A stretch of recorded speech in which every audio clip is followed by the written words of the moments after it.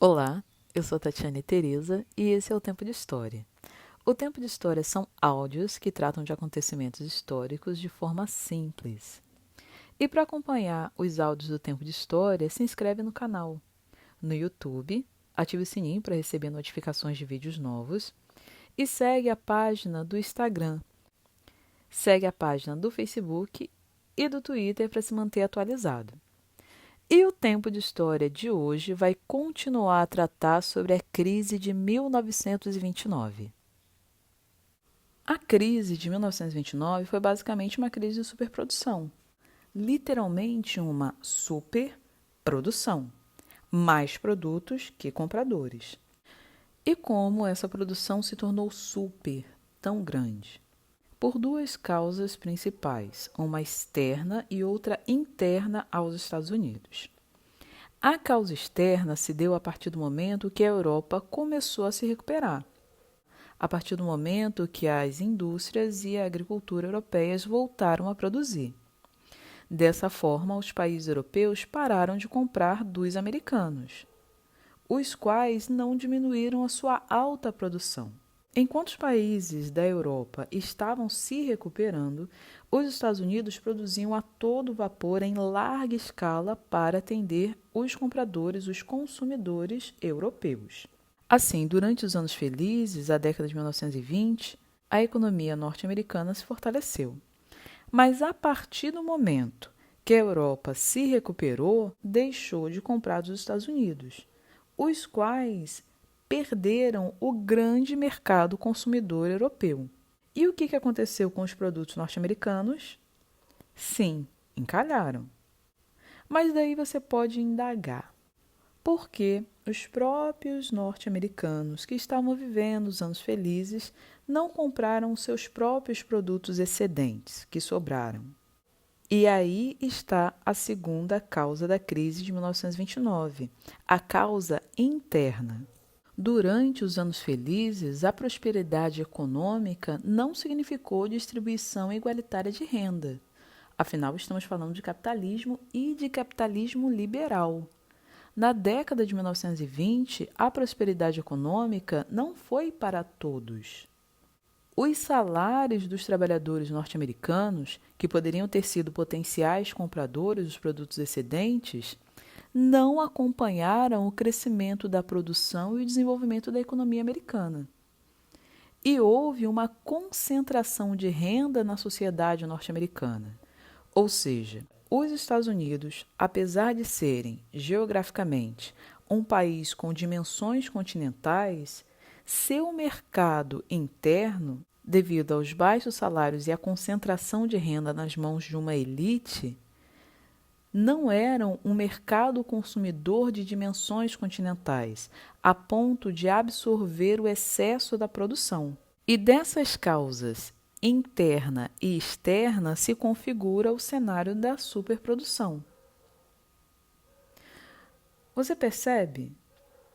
Pós-guerra, Europa destruída, economia europeia abalada, produção europeia praticamente paralisada. Estados Unidos vende para a Europa, produção norte-americana a todo vapor, até que a Europa se recupera, volta a produzir, deixa de comprar dos Estados Unidos, os quais continuaram no mesmo ritmo acelerado de produção, mas agora sem ter para quem vender. Estados Unidos perde o mercado europeu. E no mercado interno, a maioria dos trabalhadores com baixos salários não tinham poder aquisitivo para comprar tais produtos.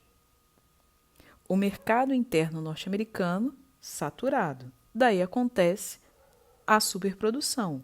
A quantidade de produtos ultrapassou a quantidade de compradores, o mercado consumidor. E mais, isso não aconteceu apenas no setor industrial e financeiro norte-americano.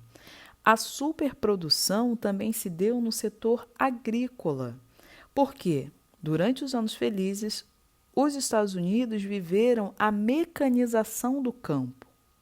Como o setor agrícola estava vendendo bem para o mercado europeu, muitos agricultores até pegaram empréstimos com os bancos, hipotecaram suas terras para comprar insumos, como, por exemplo, máquinas para acelerar a produção agrícola, o que acabou por gerar uma grave crise agrícola também. Dá para vislumbrar esse cenário? E é diante desse cenário que acontece a quebra da Bolsa de Valores de Nova York. Pensemos na lei da oferta e da procura nesse cenário. Enquanto as empresas produziam e vendiam a todo vapor, haveria para essas empresas, que davam um lucro absurdo, muitos compradores interessados em lucrar também. Queriam ser sócios, se associar a essas empresas. Então havia muitas pessoas interessadas em comprar as ações dessas empresas, que eram negociadas no mercado de ações, na Bolsa de Valores de Nova York. E pela lei da oferta e da procura, muitos compradores para as ações das empresas, o que acontece com o preço das ações? Exatamente, sobe.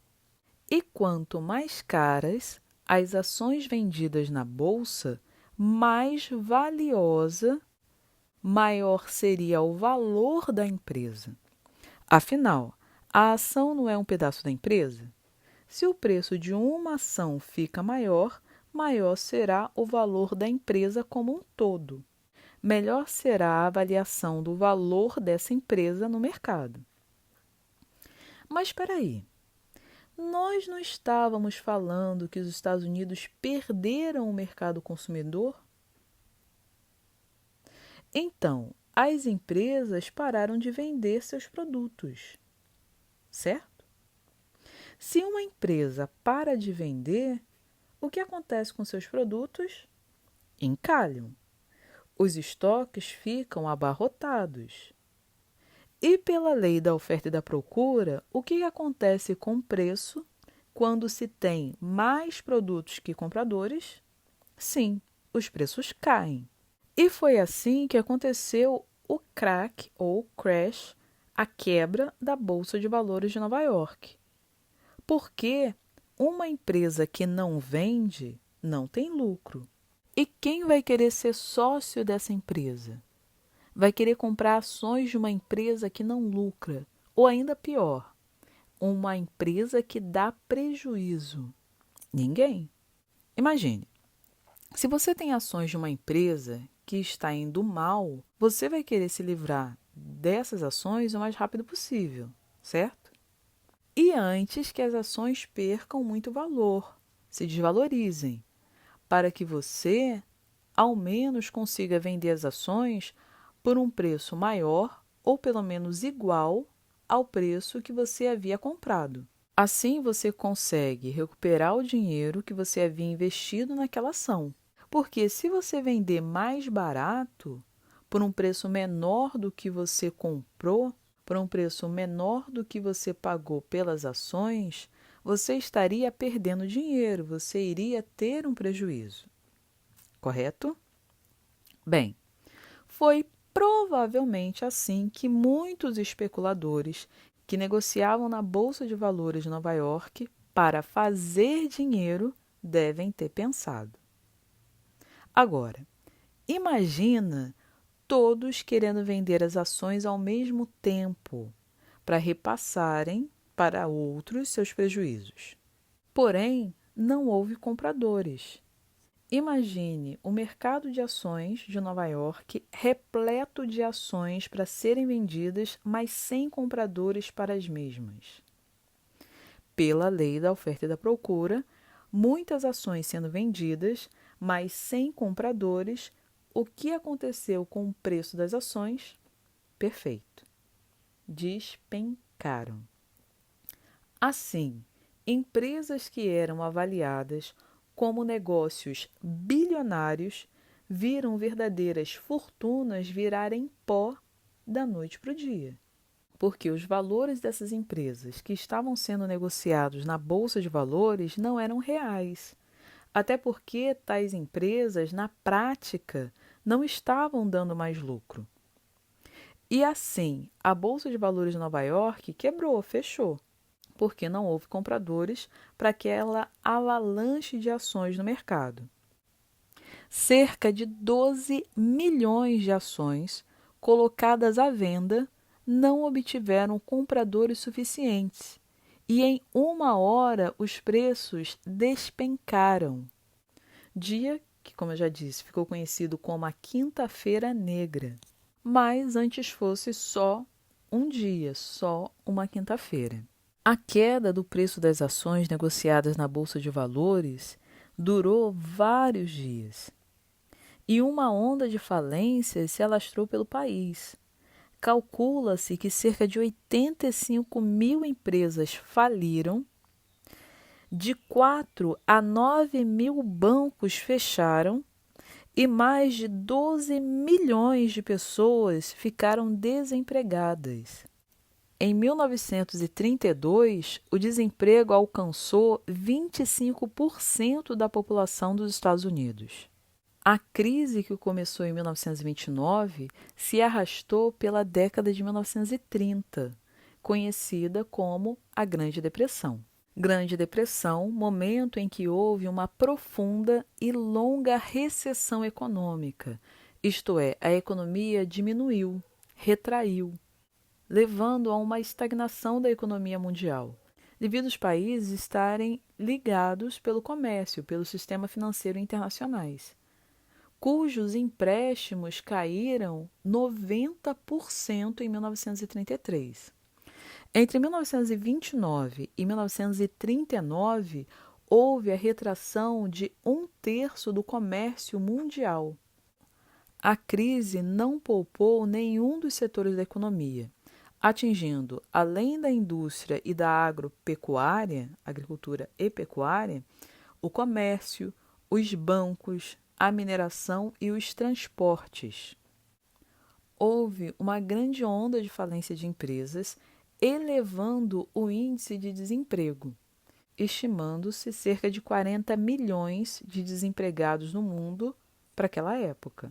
No auge da crise, no início da década de 1930, calcula-se que o desemprego chegou a 23% na Grã-Bretanha e a 44% na Alemanha.